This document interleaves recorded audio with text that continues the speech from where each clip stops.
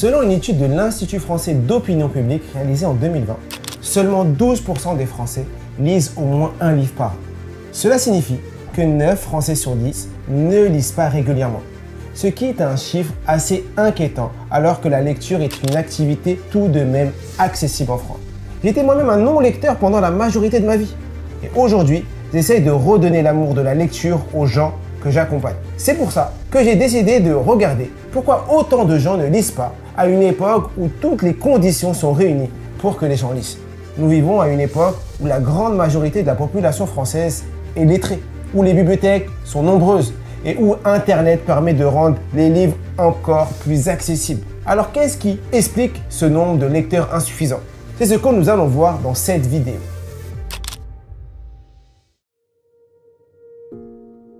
Pourquoi les gens ne lisent plus? On peut vraiment se poser la question car les chiffres sont clairs. De moins en moins de gens lisent. C'est un problème pour notre culture et notre société. Si on ne fait rien, on risque de perdre quelque chose de très important. Plusieurs études et enquêtes menées au cours des dernières décennies révèlent une évolution notable dans les pratiques de lecture. Les données suggèrent une diminution de la proportion de personnes déclarant lire régulièrement, ainsi qu'une baisse du temps consacré à cette activité. Une étude du ministère de la Culture datant de 2018 indique que 62% des personnes âgées de plus de 15 ans ont déclaré avoir lu au moins un livre au cours de l'année, contre 73 en 88. Cette statistique met en lumière une baisse de 11 points en 30 ans. L'Organisation de coopération et de développement économique, l'OCDE, a également mené des enquêtes similaires dans plusieurs pays. Le résultat converge vers une diminution du temps consacré à la lecture chez les jeunes au profit d'autres activités comme l'utilisation d'écran.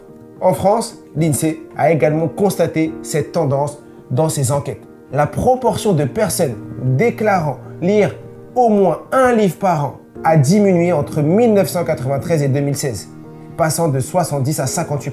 Plus récemment, le Centre national du livre, CNL, a publié en 2023 un baromètre révélant que 86% des Français se déclarent lecteurs, contre 88% avant la crise sanitaire. Cette étude souligne également un décrochage de la lecture chez les adolescents et une forte concurrence avec les écrans, bien sûr. Ces différentes sources convergent vers un constat commun, une diminution de la pratique de la lecture au fil des années.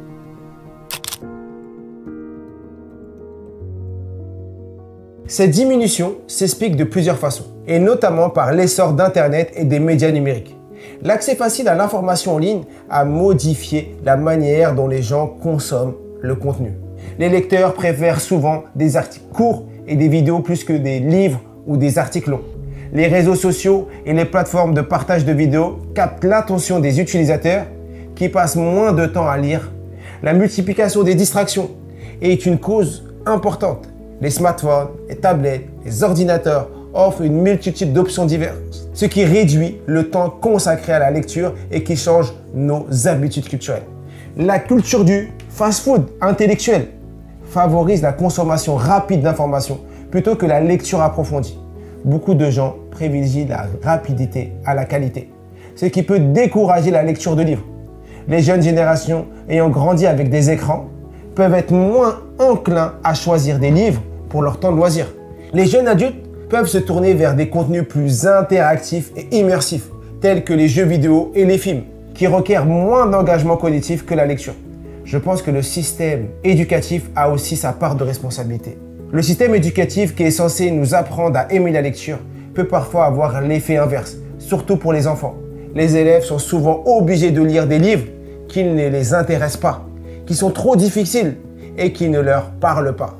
Ces livres, choisis pour être bons pour l'école, peuvent être vraiment ennuyants, ce qui fait que les enfants associent la lecture à l'ennui. Les enfants sont naturellement curieux et veulent découvrir de nouvelles choses, mais quand ils sont obligés de lire des textes qui ne les passionnent pas, ils peuvent se sentir frustrés et démotivés. De plus, la pression de devoir lire et analyser ces textes à l'école peut créer du stress et de l'anxiété, ce qui rend la lecture encore plus désagréable. Il est donc important de trouver des façons plus innovantes et plus adaptées aux besoins des élèves pour enseigner la lecture et éviter que les enfants ne s'ennuient à lire. Pour redonner envie de lire à la population, il est essentiel de rendre la lecture plus accessible et attractive. Cela commence par proposer des livres qui reflètent la diversité des expériences et des cultures, permettant ainsi aux lecteurs de s'identifier aux personnes et aux récits. En parallèle, il est crucial de créer des espaces de lecture modernes et accueillants, comme des bibliothèques ou des cafés-livres où les gens se sentent à l'aise et encouragés à lire. L'utilisation de technologies comme les livres électroniques et les applications de lecture peuvent également jouer un rôle important en offrant des solutions pratiques pour lire n'importe où et à tout moment. Pour que cet enthousiasme pour la lecture soit durable, il est important de commencer dès le plus jeune âge. Proposer des livres pour enfants qui sont à la fois amusants et éducatifs peut stimuler leur imagination et leur curiosité, tout en les encourageant à développer un amour pour la lecture. La mise en place de programmes de lecture tels que des clubs ou des concours peut également inciter les enfants à lire régulièrement. Les parents ont un rôle clé à jouer en lisant avec leurs enfants et en leur montrant que la lecture est une activité agréable et enrichissante. En parallèle, il est essentiel de promouvoir la lecture comme une activité de loisir et de détente. Proposer des livres qui offrent une évasion, comme des romans captivants et des récits de voyage, aide les lecteurs à se relaxer et à se ressourcer. Encourager les échanges autour des expériences de lecture peut également renforcer le sentiment de communauté parmi les lecteurs.